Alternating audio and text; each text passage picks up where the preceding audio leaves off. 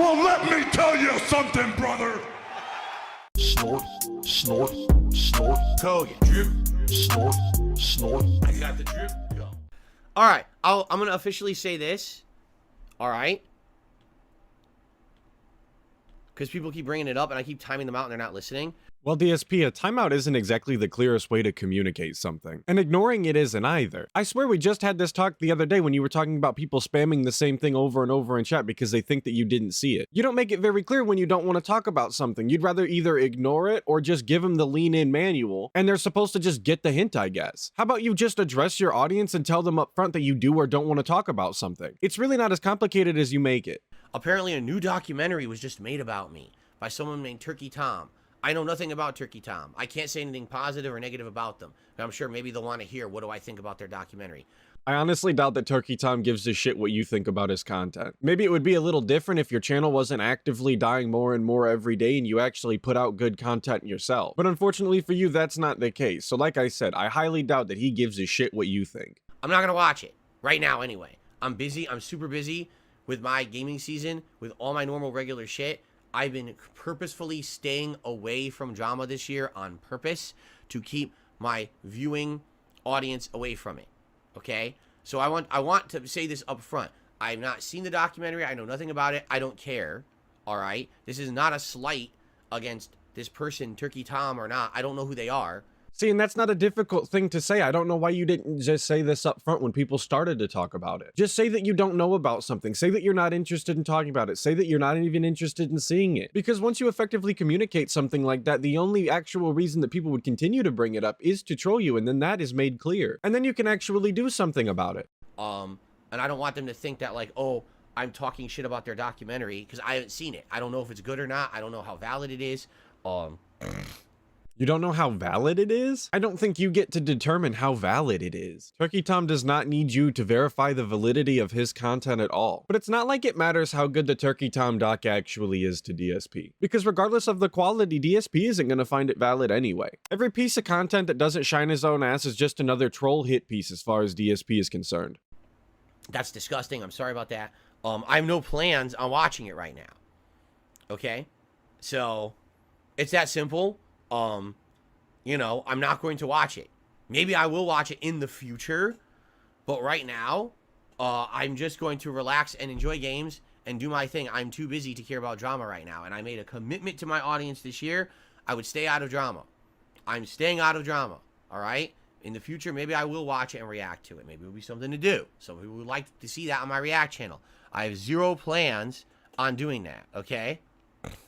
He has zero plans of doing that, but maybe one day we'll watch it? Then it doesn't sound like you have zero plans, you moron. No, but he's clearly too busy, guys. It's the hardcore gaming season. He can't bother to watch something that might actually be interesting. He's way too busy shoveling out his boring-ass gameplay every single day to the internet. See, this is just another one of those examples of DSP not taking an opportunity and running with it. A new documentary came out about him. Whether it's good or bad, it's still hot, it's fresh, it's new. People want to hear him talk about it. People want to see him react to it because it is about him. He could even try and address any inaccuracies that he sees in the documentary. Heavy air quotes on inaccuracies. But instead of striking while it's hot, instead of taking advantage of something that was laid in his lap, he's just going to continue to do the same thing that he's been doing. Boring ass gameplay streams that less and less people are showing up for by the day. But then he has the nerve to get on stream and then ask why his numbers are down, why people aren't tuning in, why people aren't engaging, where the support's at. It's because you're not giving content that people actually find interesting. You're not taking advantage of situations. All you want to do is get paid for the same boring ass gameplay day in and day out, and people aren't there for it. So there you go. It's that simple. Of course, what will happen is I'm sure, if it's someone who I don't know about, the entire thing will likely be all about negative stuff. It will not actually highlight anything positive or anything like that. It'll probably just be the usual reiteration of slander stuff, right? So he's outright admitted that he hasn't seen it, doesn't know who Turkey Tom is or anything about his content whatsoever. But he's just going to go into the assumption that it's all going to be negative. Where's DS positive? Why don't you give anybody the benefit of the doubt? I mean, given DSP's history on the internet, of course it's going to be negative. But it just seems really shitty to me to immediately write off somebody else's stuff as negative and slanderous when you haven't even seen it yet. But it's DSP's fault that every time that you try and look up something about his past or his history on the internet, that everything that comes up is negative and toxic. Because everything that he's ever done done has been negative and toxic. It's not a coincidence that everybody that looks into DSP walks away with the same conclusion. And despite what he may claim, it's not because there's a secret cabal of people out there that are plotting against him and making sure that his life is as miserable as possible. The reality is that when normal people look at DSP and the things that he's said and done on the internet, they all just come to the conclusion that he's kind of a scumbag and a shitty human being. I just said this on my past stream. Even if you take DSP at his word and believe the things that he says and go entirely based off of the stories that he tells, he still doesn't look good. He still comes across like an ass. The stories still don't add up, even though he's the one telling them. That's why you have to be dented to be a DSP fan, because anybody with a fully functioning brain can see right through this guy and the lies that he tells. It's probably what it'll be. Reiteration of what the haters say and what the negative shit says. That's always my assumption when it comes to one of these documentaries. So what's the point, right? What's the point of of caring about it? So there you go. I will just say this, all right? There's one thing you always have to understand about people who do these YouTube documentaries, all right? Not once has one of these YouTube documentarians contacted me. Not once. Not once have they said, hey, we'd like your input because we're doing a documentary about you. We'd like to ask you questions and see what your answers are, see what your take is on this or that. Not once. If you're not going to talk to the person, or at least make an effort to talk to the person who you're doing the documentary on, is it really a documentary? Right? Well, the short and simple answer is 100% yes, it's still a documentary if they haven't contacted you. But everyone knows at this point that it would be a waste of time to try and contact you about something like this anyway. And after your behavior on the Side Scrollers interview, nobody would want to talk to you regardless. You made it very clear that you're not interested in telling the truth. You've made it very clear that you're interested in weaseling out of everything that you can be held accountable for. You made it very clear that you're interested in spinning your web as intricately as possible and trying not to get caught up in it. And besides you just being a lying coward, you talk shit about every single person you've ever interacted with. So why would he even bother interacting with you? You're not even going to try to attempt to get any information from them whatsoever, right? Zero. Like, that's pretty ridiculous, don't you think? Now, how is it that there's so many people who want to do these documentaries, but no one reaches out to the person who's the subject, right? It's probably because you're a liar, DSP, and why would they want bad information straight out of your mouth? Especially when there's so much evidence that'll instantly prove you wrong. They could just not waste their time and use the information that they have because it'd be way more accurate anyway. And then they don't even have to deal with your attempt to pignatize them. It's pretty crazy to think about, don't you think? But again, I guess the real question is, right? What would be covered? Probably all toxic, negative stuff, right? Will it talk about all the positive stuff about how I used to be one of the prominent YouTubers, and until it was This Is How You Don't Play, that people actually loved me? See, and this is why it's not worth anybody's time actually talking to you about this kind of thing. Because while I haven't seen the video in full yet, I'm pretty sure that it's going to be mentioned in there because it's kind of the start of your history. But it wouldn't necessarily be described like that because you're lying even now. Because even when people did like you and you were making money hand over fist on YouTube, you still had people who didn't like you, you were making low-effort content, you were still abrasive, unfunny, and unentertaining. And that's why you can never please this guy. Because even if you bring up the positives about him, as little as there are, even if you do bring them up, you do have to address the negatives that come with it, like I just did. But the second you go to do that, he's gonna be unhappy with the product. Because if you aren't misrepresenting exactly what happened like he is, it's just gonna be slanderous in his eyes. Right? Will it actually focus on the fact that there's this insane obsession with Lolcow culture and that they have tried to destroy me at every turn for 15 years, and yet I'm still here and I'm still making a living and I still have a positive following and I still can do what I love, right? I gotta press Y to lie on the whole positive following thing. Because all you have to do is look up Darkside Phil and every single thing that comes up is negative, toxic, and drama-filled. And a lot of it is his own content because he is those things himself. And it's always so cringe when he tries to talk about how insane it is that people are into lolcows and lolcow culture. Because I get that it's not exactly his cup of tea. I think he's too close to the source material, if you know what I mean. But just because you're not into something doesn't make it insane. There's a variety of things in this world that you can be interested in the same same way that some people are interested in learning about murderers and cults and things, people are interested in these weirdos online who document their entire lives for the internet. In the same way that I love trash reality television, I love keeping up with DSP, because you never know what the next shenanigans are gonna be. You never know what the next arc is. You don't know what the next beg is. But of course, I don't think that it's necessarily insane to follow a Lolcow like that. But like I said, because DSP's too close to the source material, obviously he's not gonna find it very enjoyable. And just like everything, if DSP doesn't enjoy something, automatically it's the worst thing on the planet and nobody should be interested in it at all. We'll talk about all the positive changes that I made in the last 5 years to change from stop being that toxic person I used to be and instead be more interactive and fun and put out quality content. How I've rejected doing drama content. How I've rejected being involved with other drama content creators. I don't want to go down that road. I want to make quality content for my viewer base, as big or small as it is. But you haven't made any positive changes away from the toxicity. You're still just as toxic as you've always been. You're not openly racist and sexist in your jokes anymore, which I guess is a positive, but there's still undertones of it even in the jokes that you make now, and every once in a while you do make an outright racist or sexist joke. So that's not exactly a glowing review. You don't push out quality content either. You push out garbage content. That's pretty straightforward and simple. I can't say it any simpler than that. And you can claim all you want that you're not doing drama content anymore. It doesn't make it true, because you do drama content every week when you name drop other content creators and talk shit about them. This very video is drama content. You haven't said a single positive thing about what Turkey Tom's video could actually be. You've done nothing but assume negative things about it, and you haven't even seen it yet. Will it address any of that? Or will it be, oh, look, it's exactly the same fucking toxic shit that every other detractor has talked about for the last 10 years. Everyone in a row, right? Every topic everyone already knows about. Let's just reiterate and regurgitate, right? I hate to say it, but yeah, if people are saying it's like a toxic name for the documentary, then you know that's what it is. So of course, why would I waste time on it, right? If anyone ever wanted to give me a fair shake, right, that'd be nice. But that's it. That's not what these people are out to do. They're out to spin it in a way that makes you look bad, so people get the clickbait view, the drama view, right? Because that's what sells. That's exactly what sells on YouTube, is the drama, right?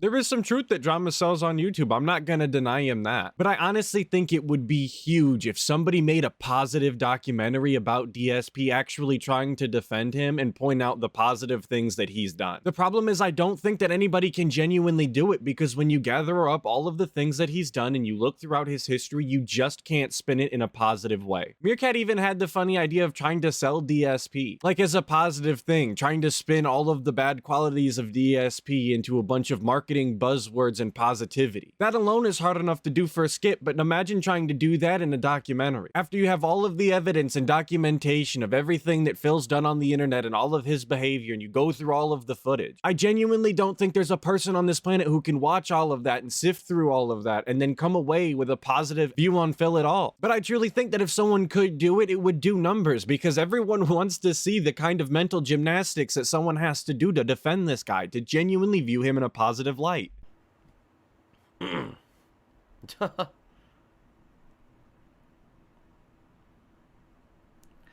So, yeah, I'm not going to waste time on it. Like I said, I got too much shit to do.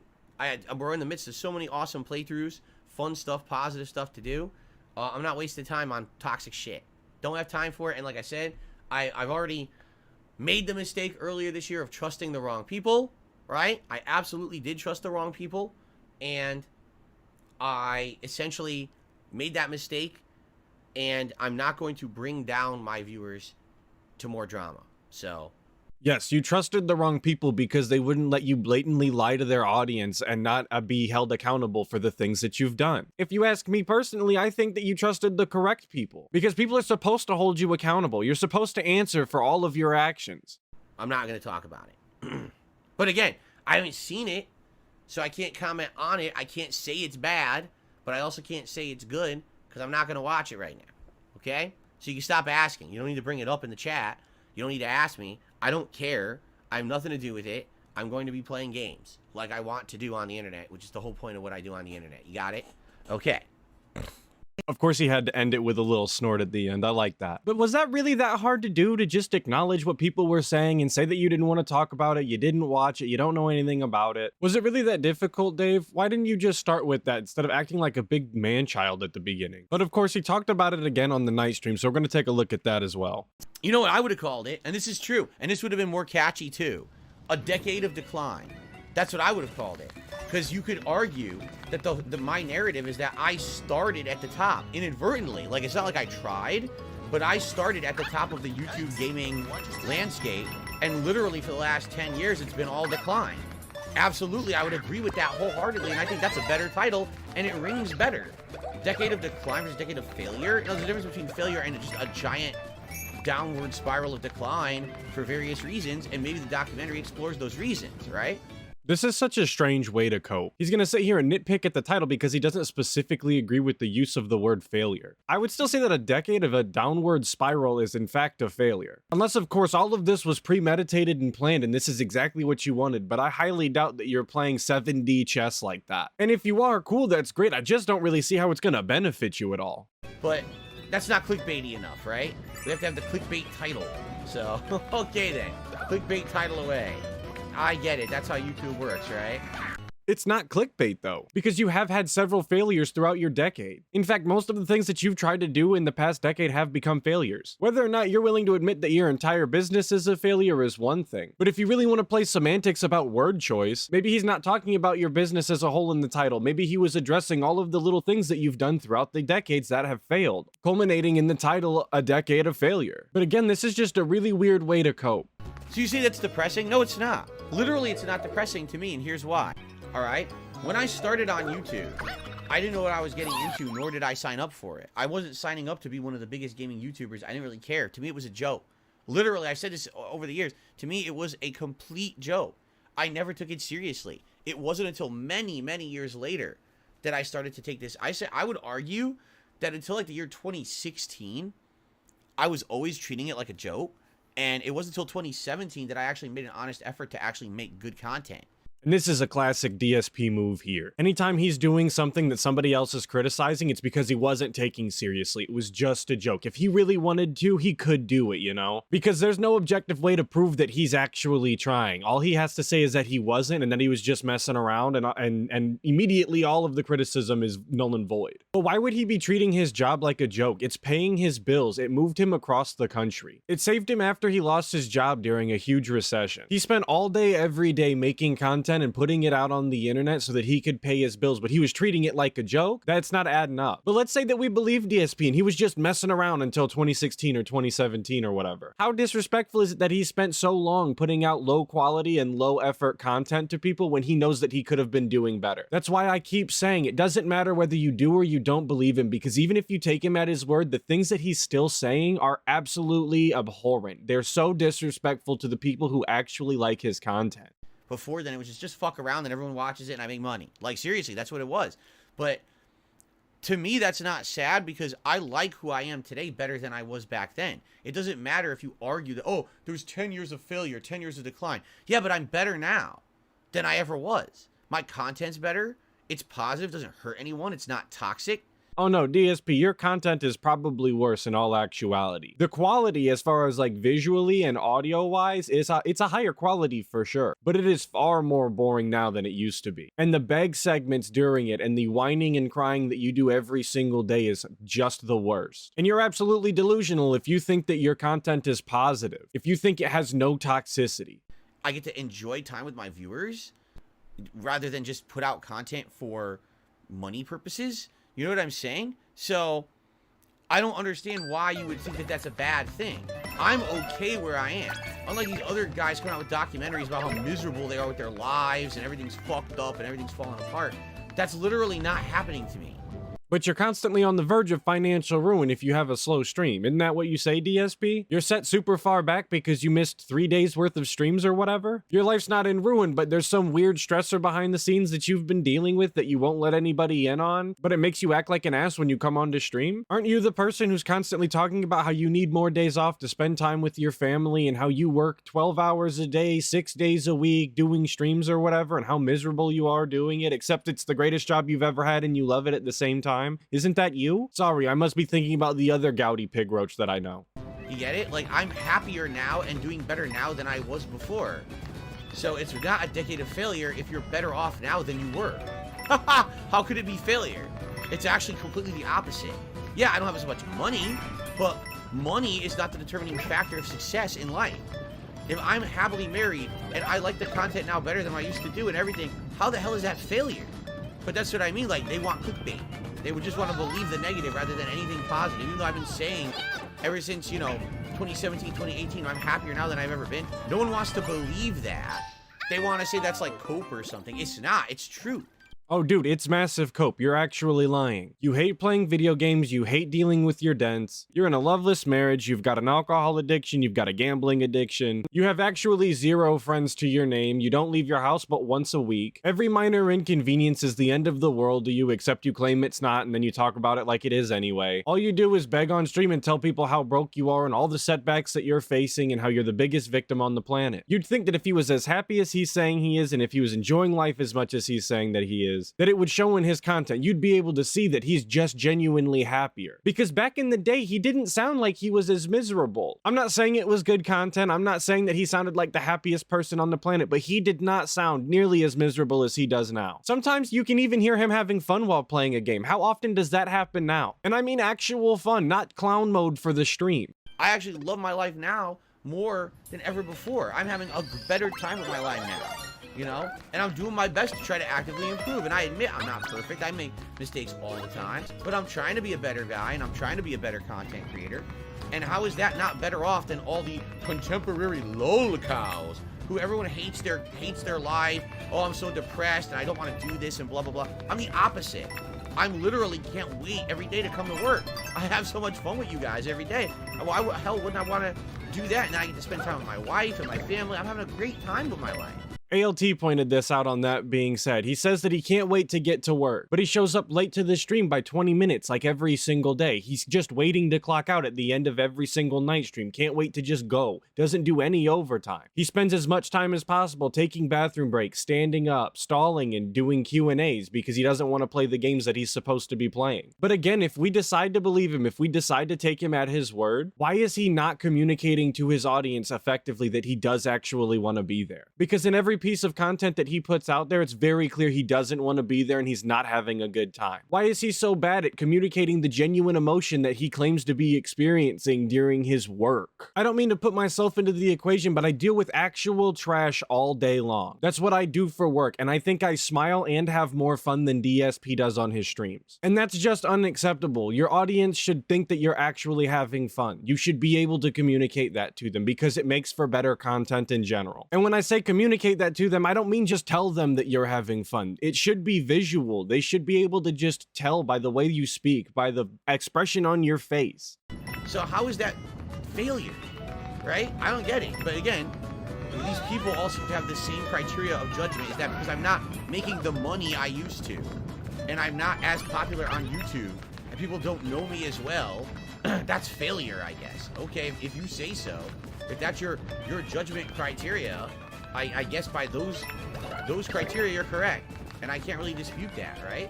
When it comes to the work you do to make a living, there's about only 2 things that actually matter about it. How much money you're bringing in, and whether or not you can stomach the work and actually like doing what you do. DSP said himself he's not making the money like he used to on YouTube. That's obviously very clear, and he gets on stream and begs every day because of it. So we covered the money aspect. He's not making as much money as he used to. And we already covered that he doesn't make it look like he's having any sort of fun on these streams at all, and in every piece of content he looks miserable. So if he's not making the money and he's just miserable the entire time, I'm totally willing to call it a failure, because it would be completely different if he was just raking in cash and looking miserable. Sometimes you got to do what you got to do to make the cash, you know? And vice versa. It would be totally fine if he was making almost next to no money, but he was having fun with it and he genuinely enjoyed it. And I know when I say that DSP isn't making the money like he used to, that he is still making like what, triple the average income in the US. He still lives in a gated community. He still has all of his amenities met. He eats like a pig and door dashes everything. He's living the life of luxury, really, in a weird pig roach style way.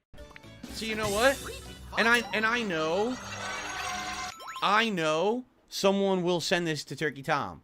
So that's what I will have to ask him. If he really is serious about making a serious documentary, right? what's the decade of failure? If I'm better off today than I was before, if I'm healthier, if I'm happier, if I'm more successful when it comes to having a following of people who actually like me for who I am, as opposed to drama or being an idiot on the internet, right? If everything is better now, right? Besides my level of popularity, my views are down, and yes, my income is less than it used to be. But literally, if that's it, if that's all that's different, right? Then how can you say it's a decade of failure?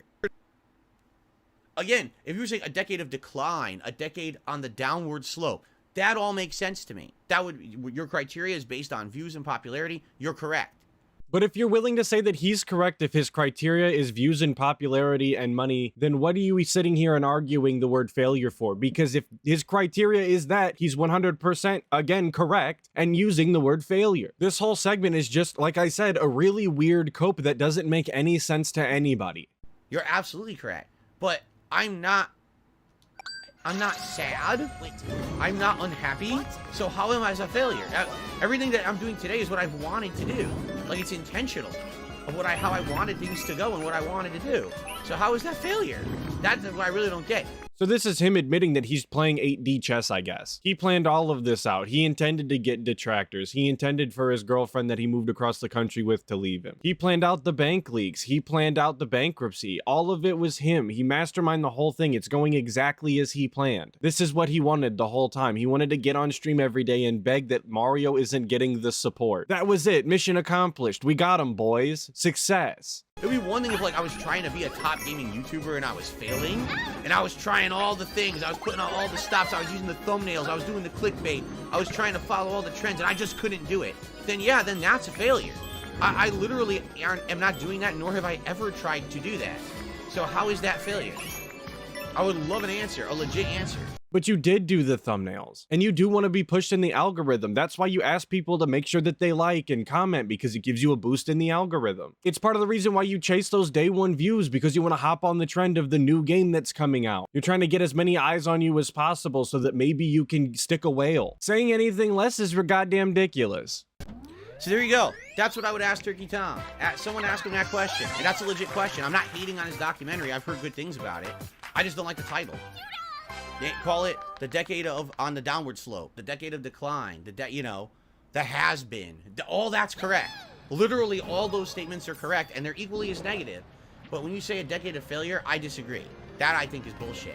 But everything else, seems fine to me. I haven't heard anything too overly ridiculous, exaggerated, or negative about his documentary. So, anyway. Yeah, anyway, that's gonna do it for today's video. I really hope all of you enjoyed it. Of course, another big shout out to Snort, Hogan, and Memology for the clips today. I really appreciate both of them. Thank you, thank you. And a big shout out to all of you guys for watching, especially if you made it this far. I really do appreciate it. I hope to catch all of you in the next video, but until then, make sure that you check out other detractor channels and dive deeper into that Snortex.